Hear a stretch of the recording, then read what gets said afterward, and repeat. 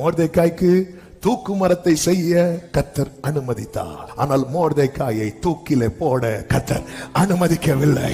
யோசேப்பை குழியிலே தூக்கி போட கர்த்தர் அனுமதித்தார்.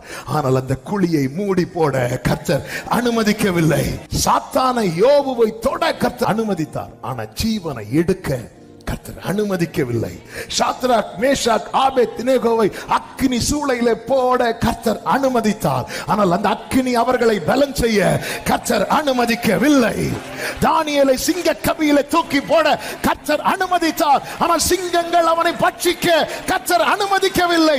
பேதுருவை தண்ணீரிலே தாழ கர்த்தர் அனுமதித்தார். ஆனால் தண்ணீரிலே மூழ்க கர்த்தர் அனுமதிக்கவில்லை.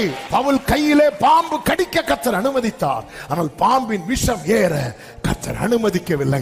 சில காரியங்களை கர்த்தர் அனுமதித்ததாய் எண்ணி கர்த்தர் கைவிட்டு விட்டார் என்று எண்ணாதே. அனுமதிக்காத சில காரியங்கள் இருக்கிறது.